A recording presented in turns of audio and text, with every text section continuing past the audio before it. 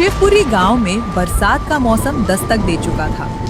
अचानक चलने वाली ठंडी हवा और बादलों की गड़गड़ाहट से साफ पता लग रहा था कि मौसम सिर्फ बारिश नहीं बल्कि एक बड़ी परीक्षा लेकर आने वाला है।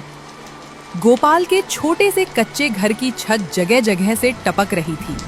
हर बूंद के साथ उसकी परेशानियां भी टपक कर बाहर आ रही थीं। गोपाल जी, आप सुन रहे हैं ना? देखिए, छत फिर से टपकने लगी है। अगर तेज बारिश आई तो ये पूरा कमरा पानी से भर जाएगा।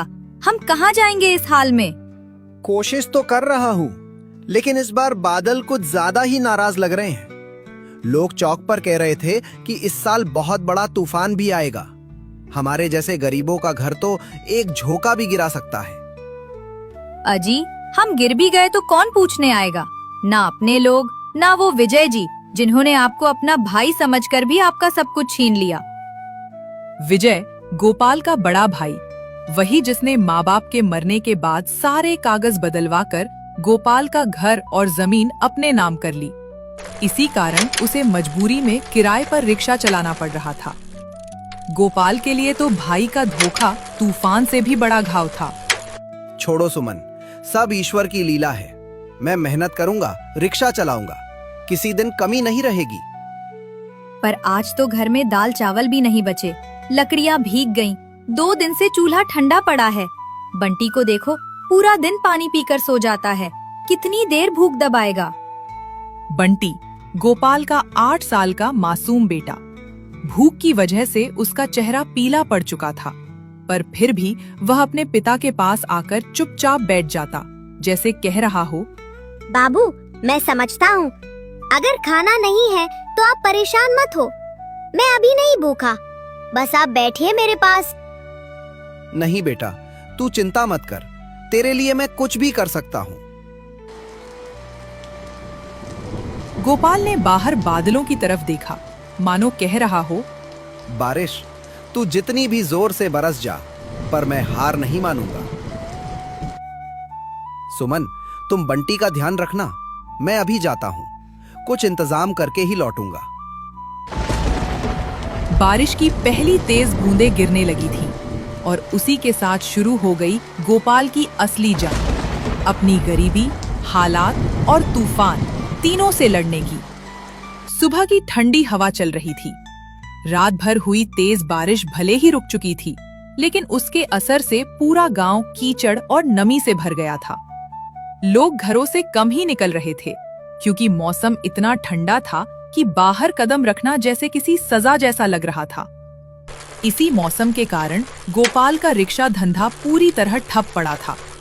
इन्हीं चिंताओं को सीने में दबाकर वह लाला जी के अहाते पर पहुंचा, जहां से वे रिक्शे भाड़े पर देते थे। लाला जी, जरा मेरी मदद कर दीजिए। 2 दिन से घर में चूल्हा नहीं जला है।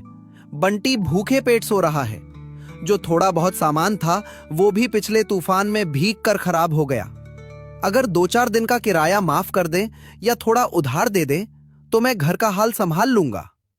गोपाल, तुम ही देख रहे हो ना, ये बरसात और ठंड ने पूरे गांव को घर में बंद कर दिया है। लोग बाहर ही नहीं निकल रहे, फिर रिक्शा कौन लेगा? सच कहूं तो इस मौसम ने तो मेरा धंधा भी डुबा दिया है। भाड़ा आने का नाम नहीं, रिक्शे खड़े खड़े खराब हो रहे हैं। अगर हालात ऐसे ही रहे तो मुझे रिक्शा का काम ही बंद करना पड़ेगा। नुकसान उठाने की भी एक हद होती है। लाला जी, मैं तो ये सोचकर आया था कि मुश्किल में आप मेरा सहारा बनेंगे, और आप कह रहे हैं कि मेरी आखिरी रोजी रोटी भी चली जाएगी। लाला जी चुप रहे। हो सकता है उनकी मजबूरी हो, पर उस चुप्पी ने गोपाल के दिल पर एक और बोझ डाल दिया। ठीक है लाला जी, मैं काम कर लूंगा, जो होगा। यह कहकर गोपाल चुपचाप अपनी रिक्शा की ओर बढ़ा। ठंड से जमती उंगलियों को मलते हुए उसने रिक्शा उठाया और सड़क की ओर चल पड़ा कि शाम धीरे धीरे उतर रही थी। ठंड से भरी हवा चल रही थी और दिन भर की नमी अब गांव को और भी उदास बना रही थी। गोपाल सुबह से रिक्शा लेकर घूम रहा था, कभी मैदान की तरफ, कभी चौक के आसपास, कभी स्कूल की ओर, लेकिन पूरे दिन एक भी सवारी नहीं मिली।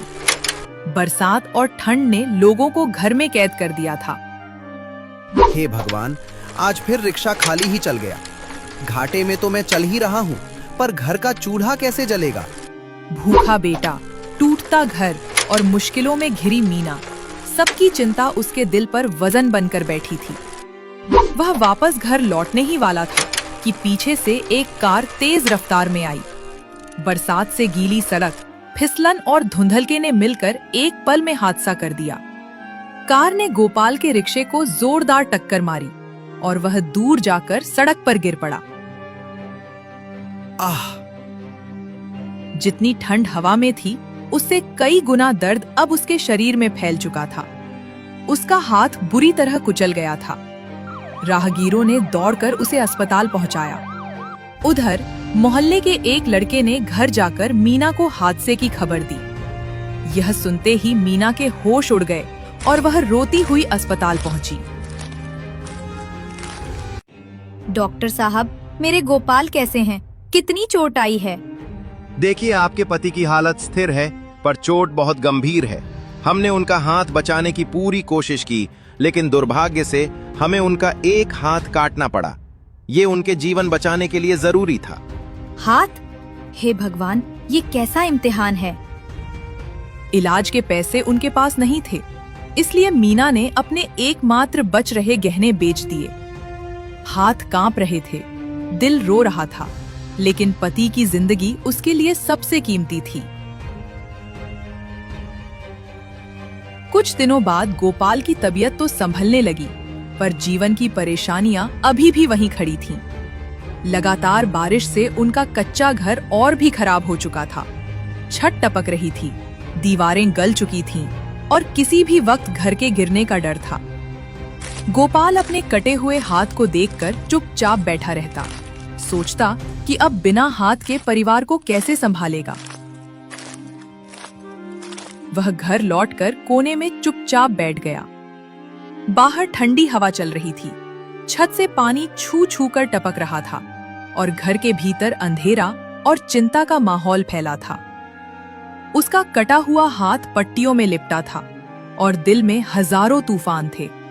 हे ऊपर वाले, तू भी कैसी कैसी परीक्षाएं लेता है गरीबों की। मैं ही तो इस घर का एकमात्र कमाने वाला था और तूने मेरा एक हाथ ही छीन लिया। अब बता, मैं अपनी पत्नी और अपने छोटे से बेटे का पेट कैसे पालूंगा? ये जिंदगी कैसे चलेगी? गोपाल, अब हम किसके सहारे जिएंगे? छत भी टपक रही है, 4 दिन से चूल्हा ठंडा पड़ा है। बंटी को रोज भूखे पेट नींद में धकेलना पड़ रहा है। सुमन, मैं कुछ न कुछ करूंगा, चाहे एक हाथ ही सही, पर मैं मेहनत करूंगा, मजदूरी कर लूंगा, पत्थर ढो दूंगा, पर भीख नहीं मांगूंगा। किस्मत के भरोसे हाथ पर हाथ रखकर तुम्हें और बंटी को रोते नहीं देख सकता।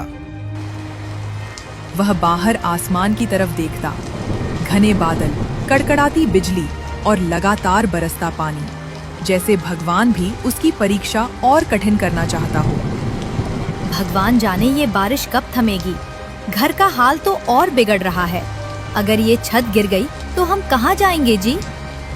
अरे मीना, रात कितनी भी काली क्यों ना हो, सूरज तो उगता ही है।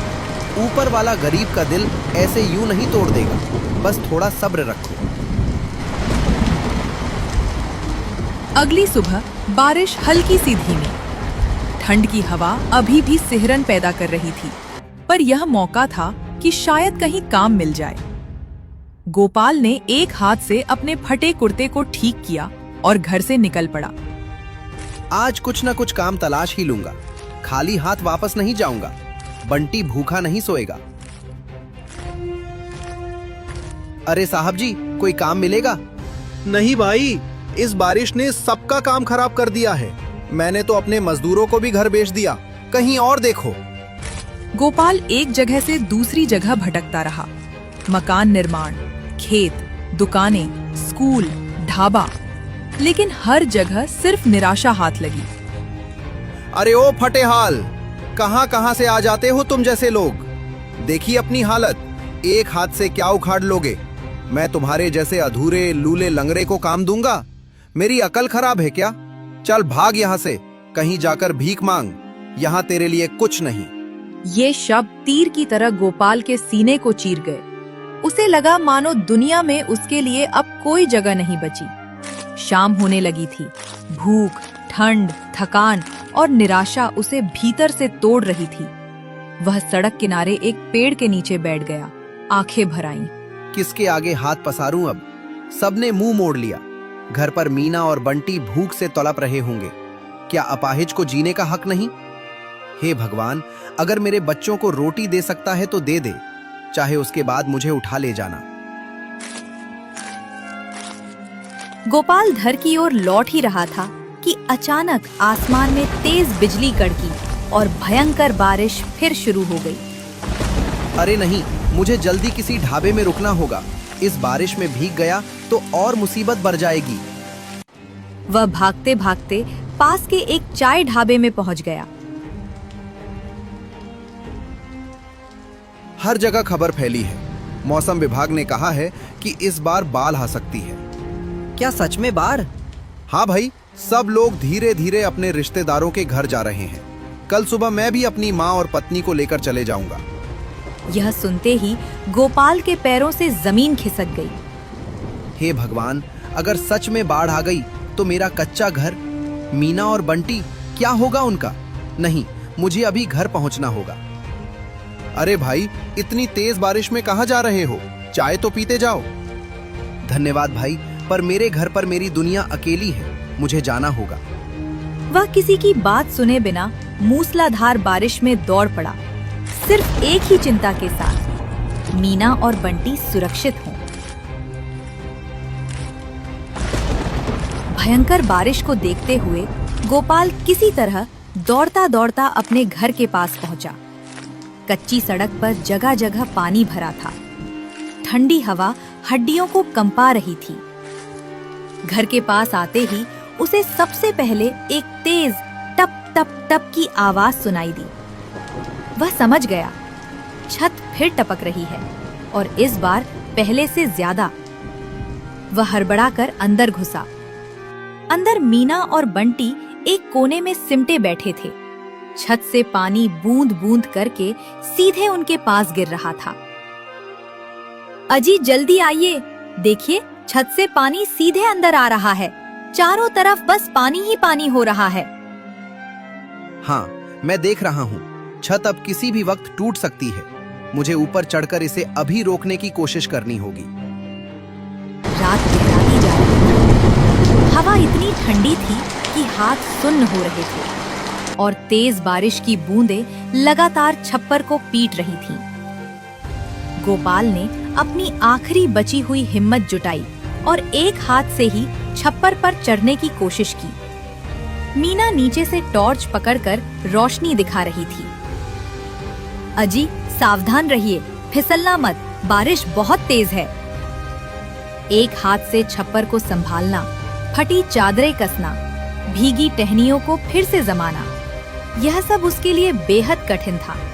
पर वह जानता था, अगर छत अब भी नहीं संभाली गई तो पूरा घर पानी में डूब जाएगा। कई मिनटों की जद्दोजहद के बाद वह किसी तरह छत को टांगों और रस्सियों से बांधकर नीचे उतरा। दोनों थके टूटे फिर से अंदर बैठे। धीरे धीरे रात और गहरी होती गई, लेकिन बारिश रुकी नहीं, बल्कि और तेज होने लगी, जैसे आसमान फट पड़ा हो। हर तरफ सिर्फ पानी की आवाज और तेज हवाओं की चीखें। घर की दीवारें भीगकर नरम हो चुकी थीं। छत जगह जगह से टपक रही थी और कमरे में पानी भरने लगा था। अरे ओ गोपाल भाई, जल्दी करो, जल्दी चलो यहाँ से। वह हाफता हुआ दौड़ता आया। कपड़े भीगे, चेहरे पर दहशत साफ दिखाई दे रही थी। गांव की नदी में भयंकर बाढ़ आ गई है। अगर हम अभी नहीं निकले तो पानी हम सबको बहा ले जाएगा। चलो चलो, जल्दी कर। हे दिया, मीना, जल्दी चलो, हमें किसी ऊंची जगह जाना होगा। अजी, मुझे बहुत डर लग रहा है। इस बारिश में हम कहाँ जाएंगे? किसके पास जाएंगे? हमारा एक ही सहारा बचा है, मेरा बड़ा भाई विजय। उसका घर ऊंचाई पर बना है। शायद वो हमें एक रात ठहरा दे। तेज हवाओं से संघर्ष करते हुए वे किसी तरह विजय के बड़े पक्के घर तक पहुंचे। दरवाजे पर पानी की धारें टकरा रही थीं। गोपाल ने कांपते हाथों से दस्तक दी। भैया, बाढ़ में हमारा सब कुछ बह गया। कच्चा घर गिर गया, छत उड़ गई। मीना और बंटी को कहीं पनाह नहीं है। बस एक रात के लिए अंदर आने दो। दरवाजा खुला। सामने खड़ा था विजय, वही जिसने माँ बाप की मौत के बाद गोपाल की जमीन झूठे पैकेट भर दी थी। उसकी आंखों में कोई नरमी नहीं थी। गोपाल, तू फिर मेरे दरवाजे भीख मांगने आया है? अगर मुझसे कुछ लेने की औकात होती तो आज ये हालत क्यों होती तेरी? भैया, ये समय औकात देखने का नहीं है। बच्चा कांप रहा है, कृपा करके बस एक कोना दे दो। मेरा घर कोई धर्मशाला नहीं है। एक हाथ से क्या कर लेगा तू? चल निकल, मेरे दरवाजे से दूर हो जा। समय खराब है, मूड खराब मत कर। भैया, हम कहीं नहीं जाएंगे। कृपया बंटी को बचा लो। नहीं, मेरे घर में तुम्हारे जैसे गरीबों के लिए कोई जगह नहीं। अब भागो यहां से, नहीं तो मैं भगा दूंगा। अपने ही भाई का यह तिरस्कार गोपाल के दिल में गहरे जख्म की तरह उतरा। पर पानी बढ़ रहा था, उसे रुकना भी अपराध होता। चुपचाप कमजोर कदमों से वह आगे बढ़ गया। कुछ ही दूर चलते हुए एक टूटी हुई झोपड़ी से पूरा दिल हिला देने वाली आवाज आई। बचाओ, कोई है? पानी अंदर आ गया है, मैं डूब रही हूँ। अरे सुनती हो, कोई फंसा हुआ है, हमें मदद करनी चाहिए। नहीं, हमारे पास वक्त नहीं है। अगर हम रुके तो हम भी डूब जाएंगे। नहीं मीना, हालात कैसे भी हों, इंसानियत नहीं छोड़ सकते। चलो, उसे बचाना ही होगा। अंदर गए तो एक बूढ़ी अम्मा गर्दन तक पानी में थी, हाथ पैर मारती हुई। अम्मा, डरो मत, हमने पकड़ लिया है। वे दोनों अम्मा को खींचकर बाहर लाए और सुरक्षित जगह पर बैठाया। बेटा, अगर तुम देर कर देते तो मैं तो डूब ही जाती। भगवान तुम दोनों का भला करे। अम्मा, आप हमारे लिए माँ समान हैं। हम आपको अकेला कैसे छोड़ते? फिर सभी लोग गांव के बाहर एक ऊंची जगह पर, जहां एक पीपल का पेड़ था, वहीं जाकर रात गुजारते हैं। वह रात जिंदगी की सबसे बुरी थी। तीखी ठंडी हवा, भीगा कंबल और तेज बारिश। बंटी मीना की गोद में ठंड से कांप रहा था। गोपाल अपने हाथ बांधे आसमान की तरफ देखकर करा उठा। हे भगवान, और कितना इम्तिहान लेगा। सुबह हुई तो बारिश अभी भी थमी नहीं थी, लेकिन सबसे बड़ा झटका यह था, विजय का बड़ा पक्का घर भी पानी में डूब रहा था। फर्नीचर, अनाज, गाड़ी सब बह रहा था और वह खुद दरवाजे पर खड़ा चिल्ला रहा था। कोई है? बचाओ, मैं डूब रहा हूँ, मुझे तैरना भी नहीं आता। कुछ गांव वाले सुबह अपने घरों से जा रहे थे, तभी उन्होंने उसकी आवाज सुनी। कल गरीबों को धक्के दे रहा था, अब खुद की बारी आई तो रो रहा है।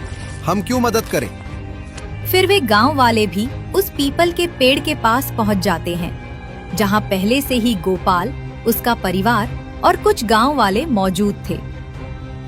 अच्छा हुआ आप सब भी आ गए। अब गांव में कोई मुसीबत में नहीं होगा, सब सुरक्षित रहेंगे।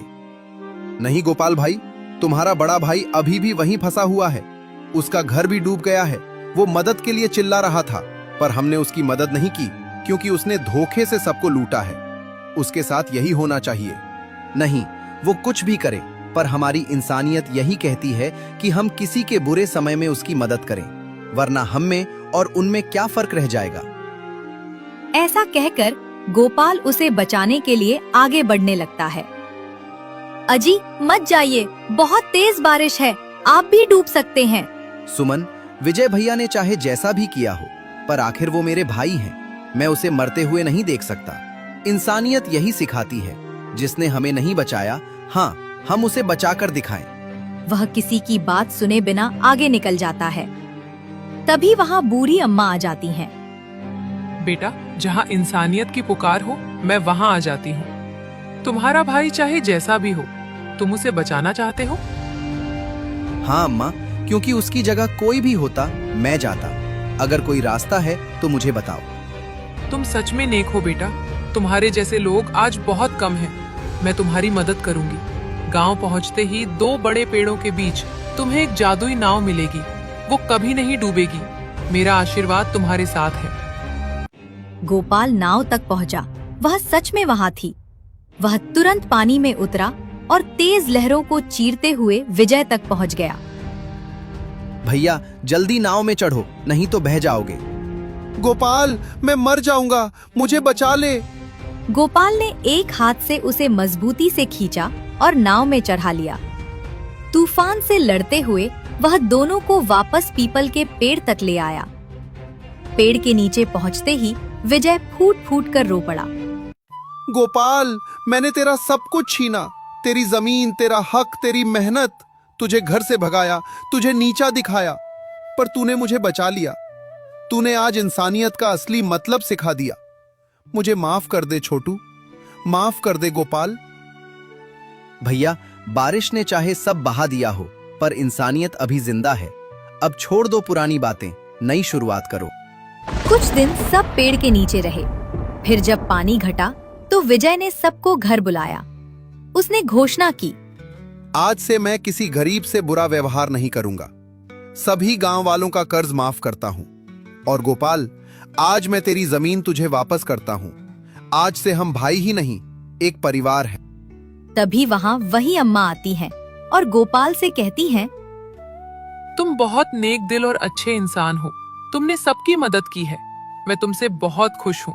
बताओ तुम्हें क्या चाहिए? मुझे कुछ नहीं चाहिए अम्मा, बस मेरा हाथ लौटा दीजिए जो मैंने दुर्घटना में खो दिया था, ताकि मैं अपने परिवार का ध्यान रख सकूं।